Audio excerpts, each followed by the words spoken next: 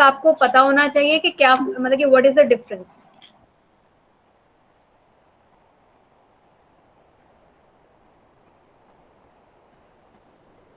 Okay, welcome class. Today we are discussing dissolution of a partnership firm. In this we'll discuss what we mean by dissolution of a partnership firm and what we mean by dissolution of partnership. ये section 39 में दिया गया है Indian Partnership act के। तो dissolution of partnership and dissolution of firm, ये हम देखेंगे डिसोल्यूशन के तरीके क्या क्या हैं, modes of dissolution, with the order of court, without the order of court. ठीक है, कंसिक्वेंसेस क्या डिसोल्यूशन के होते हैं, सेटलमेंट ऑफ अकाउंट्स कैसे होती है, सेल ऑफ गुडविल क्या रहता है। ठीक है, after dissolution this is all we are going to cover in this. ठीक है, डिसोल्यूशन जो है ये एक्सट्रीम स्टेप है। ठीक है, जहां पे कि बिजनेस जो फर्म का कंप्लीटली क्लोज हो जाएगा, बंद हो जाएगा, और जब बिजनेस बंद हो जाएगा तो एसेट्स को बेच देंगे, रियलाइज करेंगे और लाइबिलिटीज को पे करेंगे, और ये सारे के बाद अगर कुछ बच जाएगा सरप्लस तो उसको पार्टनर्स शेयर कर लेंगे। किस प्रोपोर्शन में, जिस प्रोपोर्शन में उन्होंने डिसाइड किया हुआ है। लाइबिलिटीज को पे करेंगे, एसेट्स को पहले रियलाइज करेंगे, उसके बाद लाइबिलिटीज को सेटल करेंगे, पे कर देंगे।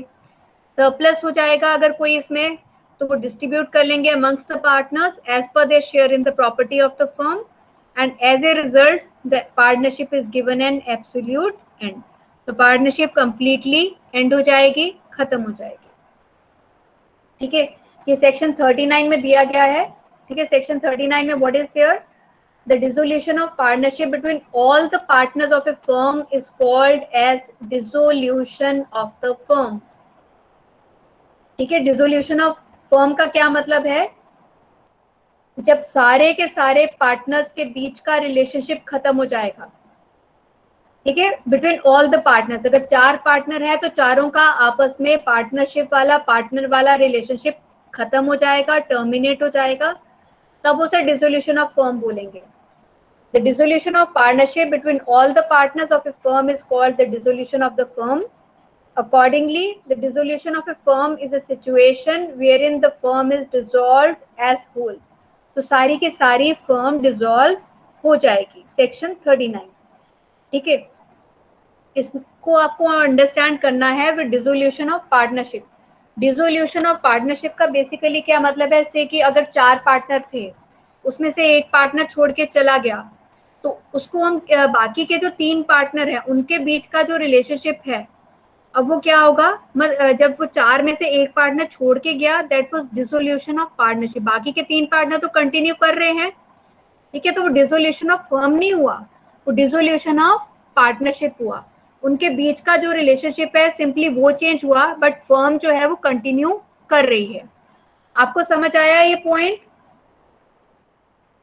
dissolution of partnership and dissolution of firm, have you understood? Yes ma'am. ठीक है, जैसे कि ए, बी और सी पार्टनर्स हैं। अगर ए पार्टनर है वो चाहे तो मतलब कि ए पार्टनर गुजर जाता है या रिटायर हो जाता है या इंसॉल्वेंट हो जाता है, तो उसके इसमें बी और सी तो बचे हुए हैं, और बी और सी पार्टनरशिप को कंटिन्यू कर रहे हैं, तो उस केस में this will be called as dissolution of partnership. ठीक है, अब अगर से ए, बी और सी हैं, तीनों ही मिलकर डिसाइड कर रहे हैं और पार्टनरशिप को खत्म कर रहे हैं, तब वो क्या हो जाएगा, डिसोल्यूशन ऑफ पार्टनरशिप फर्म, फिर वो फर्म के डिसोल्यूशन हो जाएगी। ठीक है, इसी में हम अब वो मोड्स देखेंगे डिसोल्यूशन के, with the court and without the order of the court. ठीक है, dissolution of a firm with the order of court, order of court के साथ कैसे होंगे और अदरवाइज कैसे होंगे। ये ऑर्डर ऑफ कोर्ट वाले करने से पहले हम एक बार ये करेंगे without the order of court. ठीक है, without the order of court कैसे डिसोल्यूशन होगी, by mutual consent as per section 40, कि जहां पे सारे के सारे पार्टनर्स कंसेंट दे रहे हैं, एग्री कर रहे हैं डिसोल्यूशन के लिए, तो उसमें that will be called as dissolution by agreement और mutual agreement as per section 40। ठीक है, अब इसमें वर्ड क्या है, all the partners, consent of all. ठीक है, यानी कि अगर मेजॉरिटी ऑफ पार्टनर्स कंसेंट कर रहे हैं बट कुछ लोग नहीं कर रहे, ठीक है, सिर्फ 5 पार्टनर है, 3 ने कंसेंट दे दी, 2 ने नहीं दी, या 4 ने कंसेंट दे दी, 1 ने नहीं दी, तब भी वो पार्टनरशिप डिसॉल्व नहीं होएगी क्योंकि म्यूचुअल एग्रीमेंट नहीं है। सो डिसोल्यूशन बाय म्यूचुअल एग्रीमेंट का मतलब है consent of all the partners. Got it? ठीक है, नेक्स्ट इसके अंदर पॉइंट है कंपल्सरी डिसोल्यूशन। ठीक है, कंपल्सरी डिसोल्यूशन और dissolution bye operation of law कह सकते हैं, सेक्शन 41। ये कौन से केसेस में होगी? जहां पे कि पार्टनर्स जो हैं, ये 2 सिचुएशंस में होएगी कंपल्सरी डिसोल्यूशन। जहां पे कि पार्टनर्स दिवालिया हो गए, सारे के सारे पार्टनर्स दिवालिया हो गए, या एक पार्टनर को छोड़ के सारे दिवालिया हो गए, इंसॉल्वेंट हो गए। When all partners are declared insolvent or except one others are declared insolvent। ठीक है, जब वो सारे के सारे इंसॉल्वेंट हो गए, जब जिस स्टेट को इंसॉल्वेंट होते हैं उस स्टेट से क्या होता है, वो पार्टनर पार्टनरशिप फर्म का पार्टनर नहीं रहता, ceases to be a partner. तो इसलिए अब कोई पार्टनर है ही नहीं इसका मतलब फर्म का। और अब जहां पे एक पार्टनर को छोड़ के बाकी सारे दिवालिया हो गए, अब एक पर्सन से तो पार्टनरशिप नहीं चलेगी। ठीक है, तो इस केस में कंपल्सरीली डिसॉल्व हो जाएगी पार्टनरशिप। सेकंड पॉइंट इसके अंदर कौन सा है, जहां पे कि जो बिजनेस है फर्म का वो क्या है, अनलॉफुल बन गया है। ठीक है, with business of the firm it has become unlawful, तो उसे कंपल्सरीली डिसॉल्व करना ही होगा bye the order of court. ठीक है, अब उसका बिजनेस जब अनलॉफुल हो जाएगा तो क्या होगा, डिसॉल्व करना पड़ेगा। तो इस केस में ये चीज आपने जरूर ध्यान रखनी है कि जब होगा, इसका मतलब जो वो ये पार्टनरशिप फर्म है, इसका जो अदरवाइज जो वो बिजनेस कर रही थी वो क्या है, लीगल है, but over a period of time वो बिजनेस अनलॉफुल हो गया, तो जहां पे वो अनलॉफुल होगा वहां पे उसको डिसॉल्व करना पड़ेगा। पॉइंट समझ आ गया आपको? Yes, ma'am. Have you understood this? आवाज आ रही है? Yes ma'am. सबको आ रही है और स्क्रीन भी नजर आ रही है? Yes, ma'am. ओके, ठीक है, नेक्स्ट इसके अंदर पॉइंट है dissolution due to certain contingencies. Notice वाले पॉइंट पे मैं आ रही हूँ। ठीक है, सेक्शन 42 है dissolution due to certain contingencies as per section 42, कि सेक्शन 42 के हिसाब से कुछ कंटिजेंसीज हो सकती है जिसकी वजह से कि फर्म को डिसॉल्व करना पड़ेगा। इसमें सबसे पहला क्या पॉइंट है, a firm is dissolve by the expiry of the term fixed, कि अगर 1 साल के लिए वो फर्म बनाई गई थी तो वो 1 साल का पीरियड ओवर हो गया, इसलिए वो डिसॉल्व हो जाएगी। सेकेंड पॉइंट इसमें आता है कि वो by the completion of the adventure और अंडरटेकिंग, कि जो पार्टनरशिप थी वो एक पर्टिकुलर एडवेंचर के लिए बनाई गई थी, पर्टिकुलर पार्टनरशिप थी, तो जब वो पर्टिकुलर पार्टनरशिप का काम ओवर हो गया तो वो पार्टनरशिप डिसॉल्व हो जाएगी। थर्ड पॉइंट इसमें आता है by the death of the partner, कि अगर पार्टनर की डेथ हो जाती है, अब इन केस उन्होंने कुछ और डिसाइड किया है पार्टनरशिप के एग्रीमेंट में कि भाई अगर पार्टनर की डेथ होगी तो पार्टनरशिप फर्म डिसॉल्व नहीं होगी, अगर ऐसा डिसाइड किया है तो नहीं होएगी। बट अगर वो साइलेंट है पार्टनरशिप एग्रीमेंट, तो as per this particular law, Indian Partnership Act 1932, तो इसके हिसाब से क्या होगा, on the death of the partner और insolvency of a partner the partnership firm is to be dissolve. वो पार्टनरशिप फर्म जो है डिसॉल्व हो जाएगी, डेथ पे भी इंसॉल्वेंसी पे भी। ओके, तो 4 कंटीजेंसीज हैं जहां पे एक्सपायरी होगी फिक्स टर्म की, expiry of the fix term. Second is completion of a particular adventure. ठीक है, third is death of a partner and fourth is insolvency of a partner. Clear about this particular point? Yes, ma'am. इसके अंदर next point आता है dissolution bye notice. कि dissolution bye notice होएगा जहां पे पार्टनरशिप एट विल है। ठीक है, पार्टनरशिप एट विल हमने किया था कि पार्टनरशिप एट विल के केस में कोई भी एक पर्टिकुलर टाइम स्पैन नहीं होगा। ठीक है, कि वो एक पर्टिकुलर पीरियड के लिए है। तो उस केस में जो पार्टनर डिसॉल्व करना चाहता है पार्टनरशिप को, तो वो क्या करेगा, एक राइटिंग में नोटिस सर्व करेगा to all the other partners. ठीक है, पार्टनरशिप एट विल के केस में डिसॉल्व कर सकते हैं पार्टनरशिप बाय एनी पार्टनर, पर उसे नोटिस देना है राइटिंग में, किसको देना है, ऑल अदर पार्टनर्स।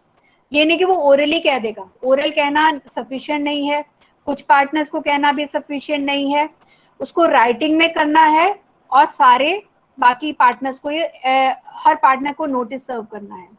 तो डिसोल्यूशन की डेट कौन सी मानी जाएगी? जो उसने नोटिस में मेंशन की है। अगर नोटिस में कोई डेट मेंशन नहीं की है तो जब भी ये चीज बाकी पार्टनर्स को कम्युनिकेट होएगी तो उस पर्टिकुलर डेट को डेट ऑफ डिसोल्यूशन माना जाएगा। Okay, clear about this? ये 4 पॉइंट्स क्लियर हो गए। Dissolution mode of dissolution clear हो गया आपको? Yes ma'am. ओके, इसमें आता है dissolution with the order of court. ठीक है, अब with the order of court कौन से पॉइंट्स है, इसको मैं नेक्स्ट स्लाइड पे एक बार लेके जा रही हूँ बेटा। ठीक है, dissolution bye the order of court, ठीक है, वो कौन से हैं? नंबर 1 है when the partner becomes of unsound mind. Partner जो है एज पर सेक्शन 44A वो इनसेन हो गया, अनसाउंड माइंड का हो गया। ठीक है, तो अनसाउंड माइंड का हो गया, इनसेन हो गया, यानी कि अब उसका माइंड जो है वो उसकी कैपेसिटी टू कॉन्ट्रैक्ट खत्म हो गई। तो इस केस में पार्टनरशिप फर्म जो है क्या होगा? डिसॉल्व हो जाएगी। पर इन केस जो पार्टनर अनसाउंड माइंड का बना है, अगर वो स्लीपिंग पार्टनर है, डोमेंट पार्टनर है, तब क्या होगा? तब फिर ऑर्डिनरीली कोर्ट जो है वो डिसोल्यूशन ऑर्डर नहीं करेगी। Okay, yes ma'am. आवाज आ रही है सबको? ठीक है, तो पार्टनर अगर अनसाउंड माइंड का हो गया, उसकी कैपेसिटी टू कॉन्ट्रैक्ट एक तरह से खत्म हो गई, तो उसे डिसॉल्व करना पड़ेगा। पर डिसॉल्व करने के लिए कोर्ट में केस कौन दर्ज करेगा? केस दर्ज करेंगे जो बाकी के पार्टनर्स जो साउंड माइंड के हैं, या उनमें से कोई केस दर्ज करेगा, या जो पर्सन अनसाउंड का माइंड का बन गया है उसके बिहाफ पे और कोई उसका फ्रेंड या उसका रिलेटिव कोई ना कोई उसके बिहाफ पे कोर्ट में केस दर्ज करेगा कि पार्टनरशिप को डिसॉल्व किया जाए। ठीक है, सेकंड पॉइंट आ रहा है permanent incapacity of a partner, section 44 subsection B, कि जहां पे पार्टनर जो है वो पर्सनल उसकी इनकैपेसिटी हो गई है। ठीक है, वो फिजिकली इनकैपेबल हो गया, से उसे पैरालाइज हो गया। ठीक है, या कोई इलनेस हो गई जिससे कि वो बेड रिडन हो गया, तो वो काम नहीं कर सकता। तो ये पर्टिकुलर इनकैपेसिटी कैसी होनी चाहिए? परमानेंट नेचर की। ये नहीं कि आज बीमारी हुई है कल ठीक हो गया। So this particular illness or incapacity it should be of permanent nature. तो ऐसे केस में जब जहाँ पे कि वो बीमार है, तो उस केस में बाकी के पार्टनर्स जो हैं उसके बिहाफ पे केस कर सकते हैं कि इसको डिसॉल्व किया जाए। ठीक है, तो इस केस में जो पार्टनर इनकैपेसिटी है वो फिजिकल हो सकती है, ये या फिर से कि पार्टनर जो है वो बड़े लंबे समय से कैद काट रहा है, इम्प्रिजनमेंट है। ठीक है, वो सजा उसे मिली हुई है और वो जेल में बंद है, उसमें भी पार्टनरशिप फर्म को डिसॉल्व कर सकते हैं by the order of court. उसे भी इनकैपेसिटी के बराबर ही माना जाएगा। Is it okay? Yes ma'am. बाकियों को आवाज आ रही है? हाँ जी ma'am. Okay, then next point is transfer of interest, section 44E।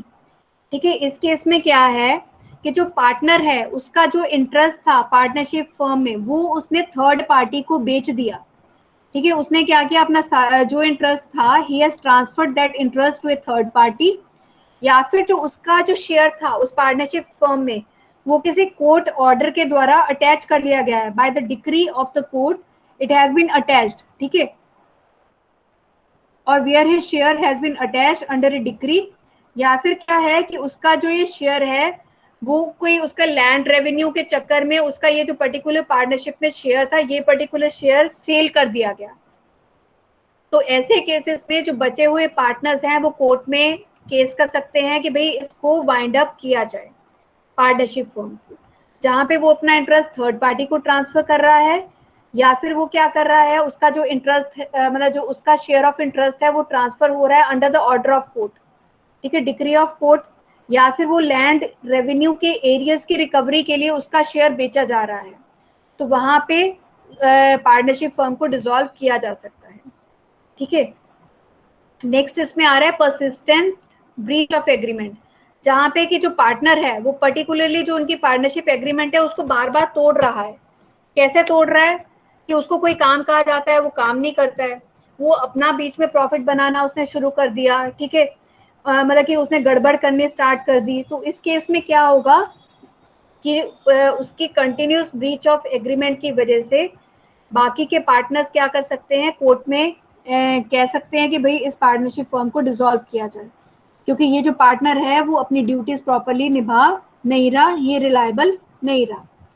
Okay, next आता है मिसकंडक्ट ऑफ ए पार्टनर, कि पार्टनर अगर मिसकंडक्ट कर रहा है टुवर्ड्स हिज को पार्टनर्स, कि वो को पार्टनर्स के साथ मिसकंडक्ट कर रहा है, उसका कंटिन्यूस रिफ्यूजल है या निग्लेक्ट है बिजनेस को हैंडल करने के लिए, या वो क्या कर रहा है कि अपने मतलब कि जो पैसा फर्म का पैसा है वो उस पैसे से वो अपने प्राइवेट लोन पे करी जा रहा है, प्राइवेट डेट्स को पे करी जा रहा है, बुक्स ऑफ अकाउंट्स को घर पे लेके जा रहा है, ठीक है, बेमतलब किसी के ऊपर इल्जाम लगा रहा है डिसऑनेस्टी के, बाकी पार्टनर्स पे बेसलेस एलिगेशंस लगा रहा है, then in case of misconduct उस केस में कोर्ट जो है इसको डिसॉल्व कर सकती है। फाइन। नेक्स्ट इसके अंदर है परपेचुअल लॉसेस इन बिजनेस, कि जहां पे बिजनेस में लगातार लॉसेस हो रही हैं। अब बेसिकली ये पार्टनरशिप का पर्पस क्या था, purpose was to share the profits, ठीक है, अब वो शेयरिंग ऑफ प्रॉफिट्स वाला ऑब्जेक्टिव वो अचीव होगा ही नहीं, ऐसा उन्हें लग रहा है। तो अगर ऐसा है कि सिचुएशन की जहां रिवाइव होने की नहीं है, जहां पे पार्टनरशिप सिर्फ कंटिन्यू कर सकती है तो लॉसेस पे ही, तो उस केस में इसको डिसॉल्व कोर्ट कर सकती है। ठीक है, लास्ट क्या है, any other just and equitable ground, section 44 sub section जी, कि जहां पे पार्टनरशिप फर्म जो है अगर कोर्ट को कोई और ग्राउंड लगता है इन सब के अलावा जो जस्टिफाइबल है, इक्विटेबल है, सही है, तब भी उस फर्म को डिसॉल्व किया जा सकता है। से पार्टनरशिप फर्म जिस पर्टिकुलर बिजनेस के लिए बनाई गई थी वो वाला पर्टिकुलर बिजनेस करना आज की डेट में प्रैक्टिकल ही नहीं है, ठीक है, प्रैक्टिकेबल ही नहीं है, बहुत कॉस्टली हो गया है, या जो रॉ मटेरियल है वो नहीं मिल सकता है, में कुछ ना कुछ जो भी उनका पर्पस है वो डिफीट हो गया, तो उस केस में कोर्ट इसको डिसॉल्व कर सकती है। Is it okay? Yes ma'am. Yes ma'am. Okay, इसी में आगे बेटा हम देखेंगे कंसिक्वेंसेस। Just a minute.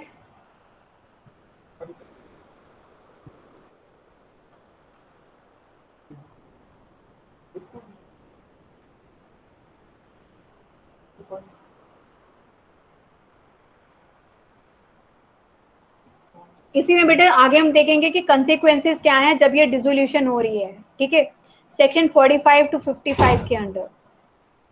इसमें नेक्स्ट बेटा आपकी कौन सी क्लास है?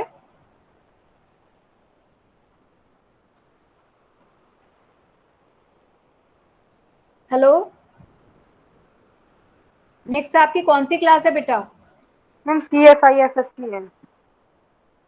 5 मिनट में आपको ये करा के एक बार कर दूं, ठीक है, खत्म इसको, ओके ठीक है, ma'am. Okay ma'am. Okay. Attendance का स्नैपशॉट लेके रख लेना एक जना आप में से और सेंड कर देना, ठीक है। जब ये डिसोल्यूशन होती है तो पार्टनर्स के पास कुछ राइट्स हैं, कुछ उनकी लाइबिलिटीज हैं डिसोल्यूशन के बाद, फिर मोड ऑफ सेटलिंग अकाउंट्स, उनको अपने जो लाइबिलिटीज हैं और एसेट्स हैं उसको भी सेटल करना है। डिसोल्यूशन हो गई, फर्म बिल्कुल बंद हो गई, क्लोज हो गई, और गुडविल को वो आगे सेल करेंगे। गुडविल को वो कैसे सेल करेंगे? Just like any other asset, तो बाकी एसेट्स के साथ में सेल कर सकते हैं या इसको अलग से सेपरेटली भी बेच सकते हैं। अब बेसिकली गुडविल क्या है, इसको लॉ में तो डिफाइन नहीं किया गया, ये एक कमर्शियल टर्म है, ठीक है। गुडविल बेसिकली जब लंबे समय से पर्सन काम करता आ रहा है पार्टनरशिप का, तो वो एक अपनी साख बना लेता है मार्केट में, तो उसको जब वो मतलब कि सेल करता है, that is being called as sale of goodwill, ठीक है। पहला राइट्स देखेंगे पार्टनर्स के क्या है डिसोल्यूशन के बाद, एज पर सेक्शन 46 क्या है, to have firm's debt settle out of firm's property, कि जो भी फर्म की डेट है, ठीक है, वो फर्म की प्रॉपर्टी में से सेटल की जाए, ये पार्टनर का राइट है। Personal profits earned after dissolution, कि इसमें है कि right to personal profits earned after dissolution, कि अगर एक किसी पार्टनर की डेथ हो गई है, ठीक है, और सर्वाइविंग पार्टनर्स क्या कर रहे हैं कि बिजनेस को कैरी ऑन कर रहे हैं without any settlement with the partner who has died, ठीक है, और हु हैज लेफ्ट ओवर, ये सब्सिक्वेंट प्रॉफिट्स वाला जो पॉइंट है उससे रिलेटेड है कि वो सब्सिक्वेंट प्रॉफिट्स की तरह इसमें उनका एक राइट हो जाएगा, ठीक है, right to personal profits earned after dissolution, right to return premium on premature dissolution. इसका मतलब है कि अगर सपोज एक पर्टिकुलर पार्टनर ने पार्टनर बनने के लिए प्रीमियम अमाउंट पे किया, कुछ उसने पेमेंट की, और वो पार्टनरशिप थी से for the period of 5 years, पर तीसरे साल के बाद वो पार्टनरशिप फर्म अगर बंद करनी पड़ रही है तो उसको प्रोपोर्शनेटली जो भी उसने प्रीमियम पे किया था वो उसको वापस कर दिया जाएगा, ठीक है। लेकिन ये प्रीमियम कब उसे वापस नहीं किया जाएगा, जहां पे कि किसी डिसोल्यूशन हो रही है डेथ की वजह से, या मिसकंडक्ट डेथ होगी पार्टनर के किसी की, तो अगर वो डिसोल्यूशन हो रही है, या फिर मिसकंडक्ट जो पार्टनर जिसने प्रीमियम पे किया था उसी की मिसकंडक्ट की वजह से डिसोल्यूशन हो रही है, तो उसको प्रोपोर्शनेटली वो प्रीमियम रिटर्न नहीं किया जाएगा, ठीक है। सो इन सिचुएशंस में प्रीमियम उसका रिटर्न नहीं होगा, बट अदरवाइज उसका प्रीमियम रिटर्न हो जाएगा। से 5 साल के लिए पार्टनरशिप फर्म थी, आफ्टर 3 years वो अगर डिसॉल्व हो रही है तो 2 years का प्रीमियम उसको रिफंड किया जाएगा। और राइट पार्टनर का क्या है, वे partnership contract is rescinded for fraud और मिसरिप्रेजेंटेशन अंडर सेक्शन 52। अगर सेक्शन 52 के अंडर फ्रॉड या मिसरिप्रेजेंटेशन की वजह से, मतलब कि वो कहो कि वो पार्टनरशिप फर्म जब कैंसिल हो गई, तो उस केस में क्या राइट है पार्टनर के पास, तो उस केस में पार्टनर के पास लेन है on the surplus of the assets of the firm, ठीक है। पार्टनर के पास क्या है, he has got lien over the assets of the firm, जो भी एसेट्स है फर्म के या जो भी सरप्लस है फर्म के पास उसके ऊपर उसके लियन है, ठीक है। देन सेकंड पॉइंट इसमें क्या है कि ये वाला जो पर्टिकुलर पार्टनर जिसके साथ धोखा हुआ है, इसको कैसे ट्रीट किया जाएगा, इसको क्रेडिटर माना जाएगा फर्म का, ठीक है। He will be considered to be as a creditor of the firm in respect of any payment made by him towards the debts of the firm, जो भी उसने पेमेंट डेट्स की है, ठीक है, उस पार्टनर ने जिसके साथ धोखा हुआ है तो उसको एज ए क्रेडिटर मान के उसकी पेमेंट पहले की जाएगी। और अगर उसको कोई लॉसेस वगैरह कुछ भी अगर नुकसान उसे मतलब कि झेलना पड़ा फ्रॉड की वजह से, तो उस लॉस को इंडेमनीफाई करेंगे बाकी के पार्टनर्स, ठीक है। वो लॉस उसको इंडेमनीफाई करेंगे पार्टनर्स और फर्म उसको इंडेमनीफाई करेंगे, उस लॉस की भरपाई करेंगे। नेक्स्ट इसके अंदर राइट है to restrain from use of firm name and firm property, section 53। ये पॉइंट हमने पहले भी किया कि एक पार्टनर जब बिजनेस डिसॉल्व हो रहा है और वो सेम कंपीटिंग बिजनेस कंटिन्यू कर रहा है, ठीक है, तो उस केस में वो क्या है, फर्म का नाम यूज नहीं करेगा और फर्म की प्रॉपर्टी अपने फायदे के लिए इस्तेमाल नहीं करेगा। नेक्स्ट आ गई लाइबिलिटीज।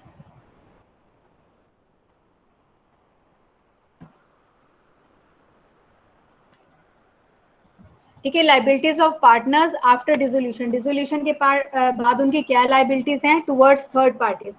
बेसिकली इसमें क्या है कि पार्टनर को कि उसके डिसोल्यूशन के बाद कोई लाइबिलिटीज ना रहे, इसलिए वो एक पब्लिक नोटिस दे देंगे, ठीक है। पब्लिक नोटिस उन्हें देना जरूरी है, थर्ड पार्टीज के नोटिस में लाना कि उनकी पार्टनरशिप फर्म अब डिसॉल्व हो गई है, ठीक है। तो इस केस में वो नई लाइबिलिटीज आगे वो क्या कहते हैं कॉन्ट्रैक्ट नहीं करेंगे। Continuing authority of partners for purposes of winding up, section 47। इसमें क्या है कि जो पार्टनर्स हैं बेसिकली तो उनमें एजेंसी का रिलेशनशिप है आपस में, एजेंट और प्रिंसिपल का। और जब पार्टनरशिप डिसॉल्व होती है तब भी वो प्रिंसिपल और एजेंट की तरह ही काम करेंगे, ठीक है। लेकिन जब डिसॉल्व हो रही है तो उस केस में जब तक उनकी कुछ ट्रांजेक्शन पेंडिंग है, जब तक वाइंडिंग अप अफेयर्स उस फर्म के पूरे नहीं हो रहे, जब तक जो ट्रांजेक्शन उन्होंने थर्ड पार्टीज के साथ की थी वो पूरी नहीं हो रही, तब तक क्या होगा, वो पार्टनर्स आपस में एक दूसरे को बाइंड करते रहेंगे as a principal and as an agent, okay. यानी कि उनका म्यूचुअल एजेंसी का ये जो रोल है तब तक चलेगा जब तक कि फर्म के अफेयर्स पूरी तरह वाइंड अप नहीं हो जाते, और जो ट्रांजेक्शन्स है उनकी थर्ड पार्टीज के साथ वो ट्रांजेक्शन्स पूरी तरह से कंप्लीट नहीं हो जाती, ओके। इसी में next mode of settlement of account, dissolution के बाद वो कैसे करेंगे, ठीक है। लॉसेस का क्या करेंगे, एसेट्स का क्या करेंगे। लॉसेस हैं एज पर सेक्शन 48A। तो जो भी लॉसेस है फर्म की वो सबसे पहले कहाँ से पे करेंगे, उसे फर्म के प्रॉफिट में से। अगर फर्म के प्रॉफिट इतने नहीं है तो वो फर्म की कैपिटल में से पे करेंगे। अगर फर्म की कैपिटल भी उतनी नहीं है तो वो क्या करेंगे, पार्टनर्स इंडिविजुअली वो इसको पे करेंगे। किस प्रोपोर्शन में करेंगे, जिस प्रोपोर्शन में वो प्रॉफिट शेयर कर रहे थे उसी प्रोपोर्शन में अब वो लॉसेस को पे करेंगे। ठीक है, नेक्स्ट है mode of settlement of accounts में अब एसेट्स को वो यूज करेंगे। ठीक है, एसेट्स को बेसिकली उन्हें मतलब वो रियलाइज करना है। ठीक है, सेक्शन 48 सबसेक्शन बी, कैसे डिस्ट्रीब्यूट करेंगे, किस ऑर्डर में करेंगे, paying debts due to third party. सबसे पहले जो थर्ड पार्टीज की डेट है प्रायोरिटी पे उसको पे करेंगे। सेकेंडली क्या करेंगे, अगर पार्टनर्स ने खुद से कोई एडवांस दिया हुआ है, पार्टनरशिप फर्म को एडवांस दिया, कैपिटल नहीं एडवांस, कोई लोन दिया हुआ है, तो वो वाले एडवांसेस को रेटेबली प्रोपोर्शनेटली पे करेंगे। ठीक है, पहले थर्ड पार्टीज की पेमेंट की जाएगी, फिर जो पार्टनर्स ने एडवांस दिए हैं उसकी पेमेंट प्रोपोर्शनेटली की जाएगी। ठीक है, और उसके बाद paying the partners rateably what is due to them on account of capital. इसके बाद जो बच जाएगा तो जो उन्होंने कैपिटल कंट्रीब्यूट की थी, ठीक है, तो वो कैपिटल जो उन्होंने कंट्रीब्यूट की थी तो उस प्रोपोर्शन में उनको जो भी सरप्लस है वो उनमें बांट दिया जाएगा। फाइन।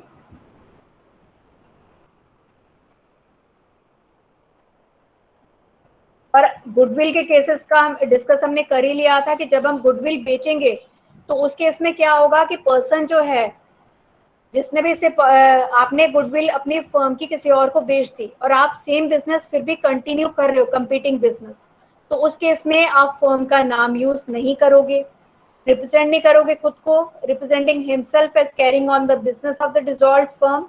आप ऐसे रिप्रेजेंट नहीं करोगे कि आप उस डिसॉल्व्ड फर्म के बिजनेस को अभी भी कंटिन्यू कर रहे हो। और थर्डली आप पुराने कस्टमर्स को कांटेक्ट करने की कोशिश नहीं करोगे। Okay, fine. Yes, ma'am. Thank you everybody.